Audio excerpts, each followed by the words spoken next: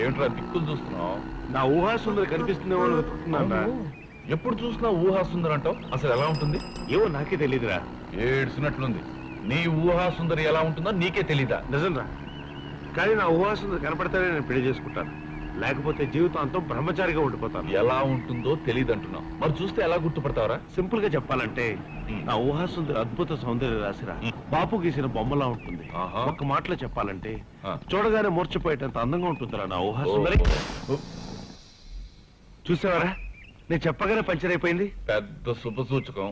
దానికి దీనికి సంబంధం ఏంట్రా? నీకు చెప్పినా అర్థం కాదు కానీ ఒక్క నిమిషం టైర్ మార్చేస్తాను. లేదురా, టైం అయిపోయింది. లేట్ అయితే మా బాస్ ఊరుకోడు. దగ్గరేగా నేను వెళ్ళొస్తా. డోంట్ వరీ, టైర్ మార్చుకుని వెళ్ళిపో. And sorry for leaving you.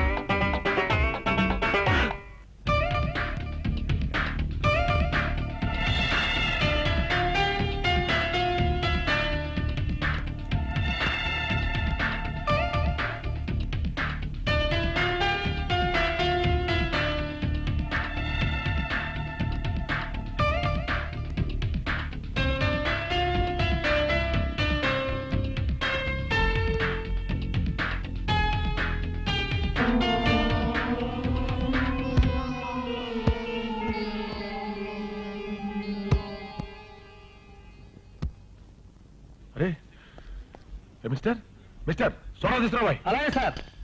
A mister sir soda. సందేహం లేదు, ఆ అమ్మాయి నా స్వప్న సుందరి, ఆ అమ్మాయి నా ఊహా సుందరి. Out of mistake. సార్ చూస్తాను రా, చూస్తా అమ్మాయి నా ఊహా సుందరి. అరవకుండా మాట్లాడు. నా ఊహా సుందరి జ్యోత్సుందరి కనిపించిందిరా. జ్యోత్సుందరా, పేరు చాలా బాగుందిరా. అంకుపక్షి పేరు కాదురా, మరి నా ఊహా సుందరి చేతిలో జ్యోతితో కనిపించిందిరా, అందుకని జ్యోత్సుందరి అని టైటిల్ మార్చేశాను. సరే, ఇంతకీ అమ్మాయితో మాట్లాడేవా? మాట్లాడే టైం ఎక్కడదిరా, ఆ అమ్మాయి కనిపించేసరికి నేను మర్చిపోయాను. నాకు స్ప్రో వచ్చేసరికి ఆ అమ్మాయి మిస్ అయిపోయింది. బాగుంది, చాలా బాగుంది. ఇంతకీ ఎక్కడ చూసావు?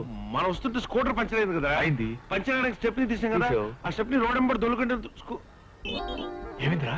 అమ్మో నా స్కూటర్. అమ్మో నా స్కూటర్.